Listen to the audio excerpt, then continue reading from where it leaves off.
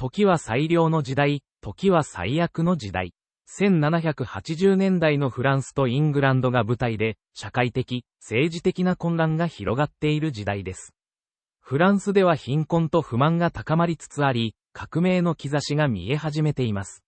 一方、イングランドでは社会の矛盾が表面化し、人々は不安定な生活を送っています。霧が立ち込めるロンドンの早朝、テルソン銀行の支配人、ジャービス・ローリーは重要な使命を胸に馬車へと乗り込んだ。彼の行き先はドーバー。18年前の忘れられない過去の出来事が、彼をこの旅へと駆り立てていたのだ。パリへの長い旅が今始まる。すべてはこれからの計画にかかっている。何が待ち受けているのか、すべては時間の問題だ。少し前に、ジャービス・ローリーが急にある手紙を受け取った。手紙の内容は、18年前に失踪した友人のアレクサンドル・マネット医師はバスティーユ監獄に政治犯として閉じ込められていたが、最近釈放され、記憶喪失と精神錯乱に陥っていた。彼は革命活動の連絡所であるサンアントワーヌ地区の宿屋に住み、毎日靴作りをして過ごしていた。18年前、1757年12月、ローリー氏はテルソン銀行のパリ支店で多くのフランス人と知り合った。その中には、親しい友人である医師アレクサンドル・マネットがいた。彼らは財産をローリーに預けていたが、マネットは妻の臨月直前に突然行方不明になった。妻は悲しみの中で娘ルーシーを出産し、2年後に亡くなった。ローリーはルーシーをロンドンに連れて行き、家政婦に育ててもらった。ローリーはドーバーに到着し、ルーシーとレストランで待ち合わせ、彼女のテーブルに近づいて話しかける。ルーシー・マネット嬢ですか？私はテルソン銀行のジャービス・ローリーです。あなたに伝えなければならない大切なことがあります。実はあなたのお父様、ドクター・マネットは生きており、長い間囚われの身でした。彼は現在、パリ近郊のサンアントワーヌで見つかりました。私たちはすぐにでもパリへ向かい、あなたの父を連れ戻す必要があります。それは本当ですか？私の父が本当に？ローリーとルーシー・マネットは重い心と共にフランスへと旅立つ。彼らが探し求めるのは、長年の囚われから解放された一人の男、ドクター・マネットだ。サンアントワーヌのワインショップに到着し、店の奥の薄暗い部屋で靴を作るマネット医師。彼の姿は老いており、精神的にも追い詰められている。ローリーは息を飲み、深い感情を抑えつつ進み、震えた声で。ドクター、あなたの娘、ルーシーが、ここにいます。私たちは、あなたをイングランドへ連れて行き、新しい生活を始めます。ルーシーは父に近づき、彼の手を取る。父さん、私です。ルーシー。私たちはあなたを連れて帰ります。ドクター・マネットは、不安と期待が交錯する中で、うなずく。長年の隔離と忘却から、過去の自分を思い出す戦いを始める。ドクター・マネットとルーシーは、新しい未来を求めてイングランドへの長い旅に出る。この旅は、父と娘にとっての試練でもあり、癒しの過程でもある。父さん、イングランドで新しい生活を始めることについてどう思いますか？怖いよ、ルーシー。でも君がいるから、なんとかなると信じているよ。少しの間考えるが、穏やかな表情で答えた。船旅が進むにつれて、マネット医師は少しずつ過去の影から解放されていく。長い囚禁から解放された心は、愛と指示によって徐々に癒されていく。ルーシーの献身が父の回復を支える。イングランドの田園地帯を背景に立つ家に到着する一行。ローリーは、ここが新しい家です。ここで心を落ち着けて、新しいスタートを切りましょ安全にイングランドに到着したドクター・マネットとルーシーは、ロンドンの小さな家で新しい生活を始める。ここで新しいスタートを切るのよ、父さん。私たちにとって素晴らしい家になるわ。う。ルーシー、君と一緒にここで新しい人生を始められることを誇りに思マネットの長い集金の記憶はまだ彼の心に残っているが、新しい生活の中で徐々に癒されていく。マネットが地元の病院を訪れ、少しずつ医師としての業務を再開する。物語は5年後の1780年、ロンドンのオールドベイリー法廷に移る。ここで、チャールズ・ダーニーが反逆罪で告発され、その運命が大勢の傍聴人たちの関心を集めている。裁判官が威厳をもって裁判を進行し、検察官がダーニーの反逆罪を主張する。裁判官は、被告、チャールズ・ダーニー。あなたはフランスからイギリスへの機密情報の提供を通じて反逆罪で告発されています。弁護側は何を申し立てますか？我々は被告の無罪を主張し、彼の無実を証明する証拠を提示いたします。ルーシー・マネットとマネット医師が証言台に立ち、ダーニーと以前に船で旅を共にしたことを語る。私はチャールズ・ダーニー氏と船で出会いました。彼はとても親切で、父が病気だった私たちに大変助けになってくれました。彼は優しく、誠実な方でした。彼が反逆者だとは到底思えません。私も同じ意見です。ダーニー氏はフランスとイギリスの間を旅していましたが、彼の行動には何の疑わしさも感じられませんでした。シドニー・カートンが弁護に立ち、ダーニーと自身の類似性を利用して陪審員の疑念を呼び起こす。ご覧ください、陪審員の皆様。私は、被告と非常に似ています。この類似性は、彼を誤認した証人たちの証言の信憑性を疑わせるものです。シドニー・カートンの起点により、陪審員はダーニーの無罪を確信し、彼は解放されることとなった。この裁判を通じて、カートンとダーニーの運命が交差し始める。シドニー・カートンは才能ある弁護士でありながら、自己阻害と無気力に苦しんでいた。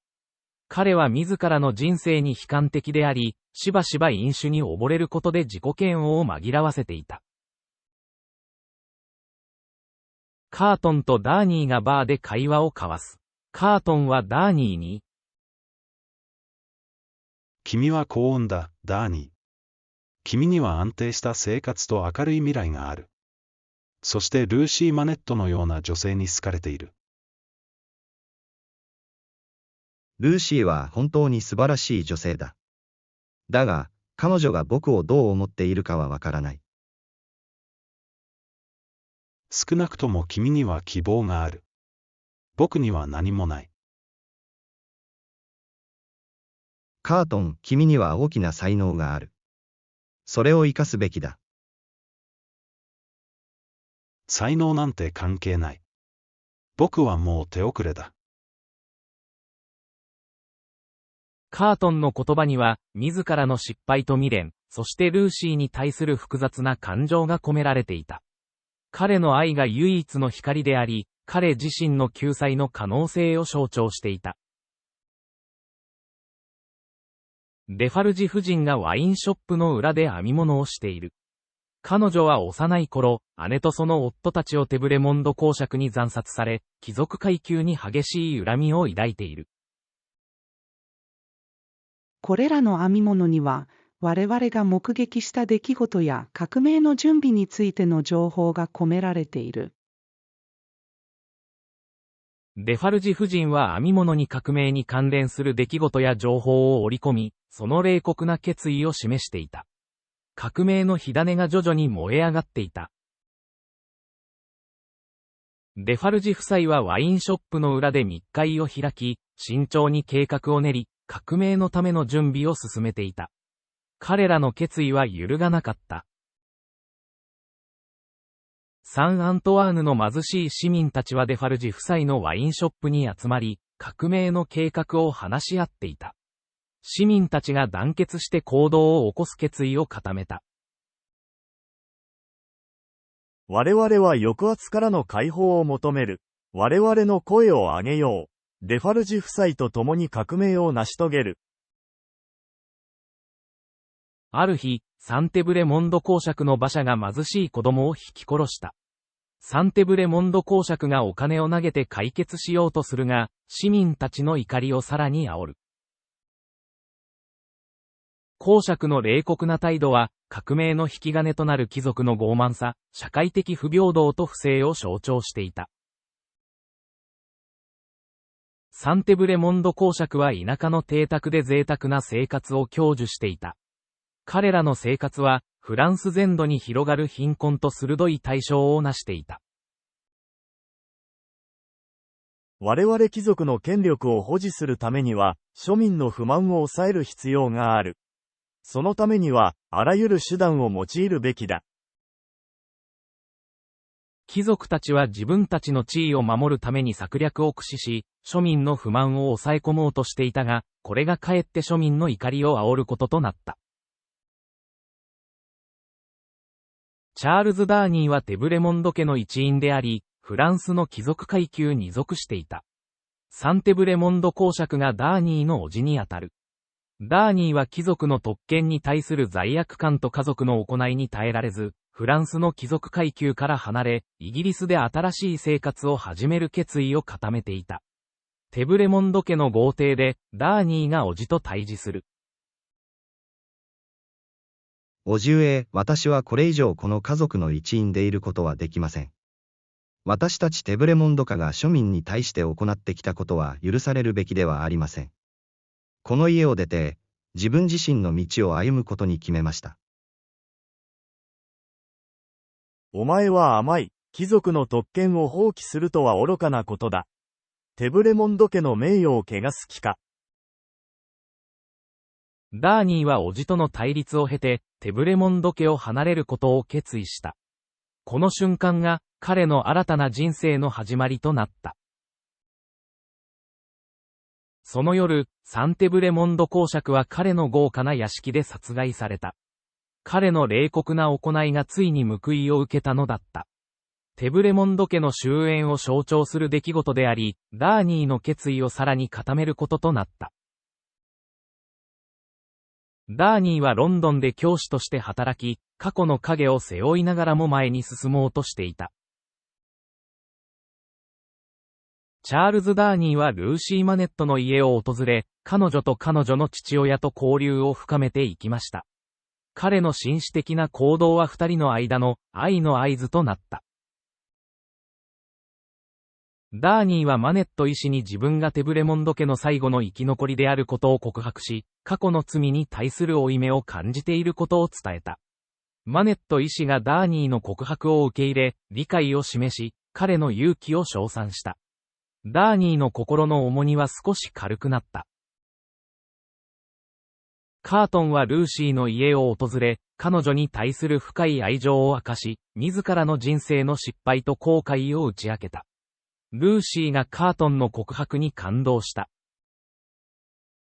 ルーシー、君は僕の唯一の光だ。君のために、君の家族のために最善を尽くすことを誓う。シドニー、あなたの気持ちを理解するわ。でも、あなたを大切な友人として尊重しているわ。わかった、でも約束するよ。あなたとあなたの大切な人たちのためにどんな犠牲も受け入れる。ダーニーとルーシーの結婚式は非常に控えめで静かに行われ、親しい友人と家族だけが出席した。カートンが結婚式に出席し、ルーシーの幸せを静かに願い、彼の深い愛情と敬意を示した。革命の嵐が吹き荒れるフランス、パリ。市街は革命の熱狂と混乱に包まれている。貴族たちは次々と捕らえられ、処刑され、民衆の怒りの矛先となっている。チャールズ・ダーニーは、テブレモンド家の後継者であり、自分の家族の過去とフランスでの貴族としての地位に決着をつけるため、危険を承知でフランスに戻る決心をしました。ダーニーはパリに着くや否や、貴族階級として逮捕され、ラフォルス監獄に収監された。革命の激化により、パリはさらなる混乱に陥り、テルソン銀行の支店でも緊張が高まる。ジャービス・ローリーがテルソン銀行の支店での仕事のためにパリにいる。チャールズの逮捕を知り、彼を心配している。チャールズを救うため、マネット医師に連絡を取り、マネット医師とルーシーはパリに移り住み、ローリーの宿の近くに居を構えます。パリのデファルジ夫妻のワインショップの裏では、デファルジ夫妻がチャールズに対する復讐計画が進行している。チャールズ・ダーニーがテブレモンド家の末裔だ。彼に対する復讐を果たす時が来た。すべての準備は整った。彼の裁判を進めるための証拠も揃えてある。彼は貴族の象徴。彼を処刑することで革命の正義を示すのだ。革命の嵐が吹き荒れる中、革命裁判所の雰囲気は敵意に満ち、群衆の感情も高ぶっている。チャールズがテブレモンド家の罪に対する責任を問われ、その運命が決定される時が来た。裁判官は、被告、チャールズ・ダーニー、貴族としての罪を認めるか？彼は無実だ。彼はフランスのために善行を行った。彼の人間性を考慮してほしい。マネット医師の過去の囚人としての経験と革命に対する貢献が、裁判における彼の発言の重みを増していた。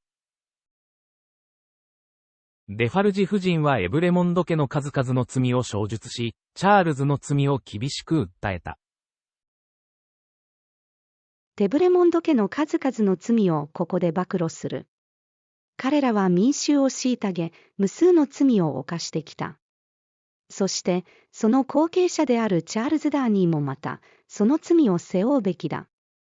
ここに18年前の手紙がある。これはマネット医師自身が書いたものだ。デファルジはマネット医師が18年前に書いた手紙を法廷で読み上げた。その内容は、エブレモンド兄弟の手によって行われた数々の残虐行為を記録したものであった。マネット医師の手紙には、テブレモンド兄弟が農民の娘を拉致し、彼女の兄を殺害したことが詳細に書かれていた。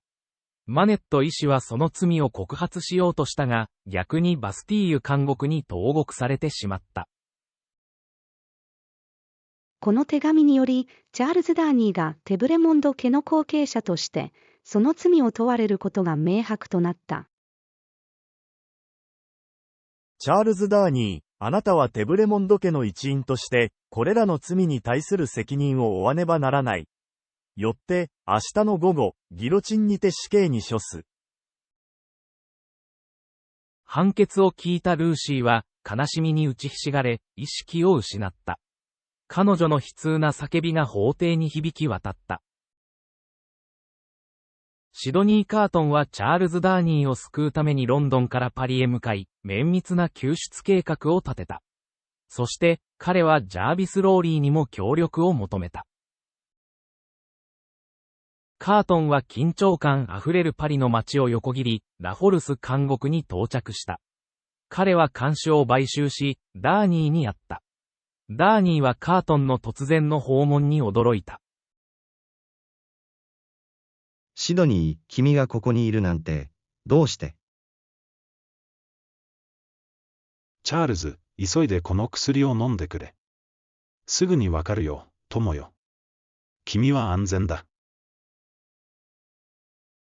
カートンは小さなガラス瓶を取り出し、その中の液体をダーニーに飲ませた。ダーニーは困惑しながらも、カートンの真剣な表情に押されて薬を飲んだ。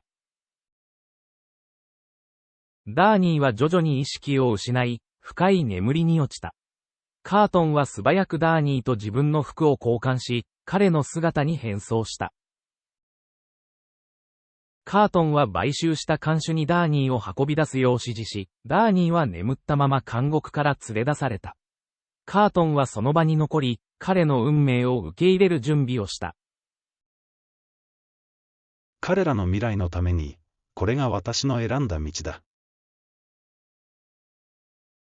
ローリーの手配で、マネット医師とルーシーがチャールズをカートンと間違えて連れて、パリを離れ、ロンドンに向かいました。チャールズは途中で目を覚まし、マネット親子と感動的な再会をした。こうして、マネット一家は無事にパリを脱出し、新しい未来への一歩を踏み出した。カートンはギロチンの台の上で、自分の選択と犠牲について深く思索していた。これが私の人生の中で最も良い行いだ。最も美しい行いだ。ルーシーと彼女の家族が安全に逃れることができた。私は満足だ。さようなら、ルーシー。カートンの死は悲劇的ですが、彼が選んだ道は彼自身にとって最も意味深いものであり、その人生の真の価値を証明するものでした。後に、ルーシーはカートンの犠牲によってチャールズの命が救われたことを知り、深い悲しみに包まれました。彼女とチャールズはカートンの思いを称え、息子に彼の名前を冠しました。そして、マネット医師と共に平穏な生活を送ることができました。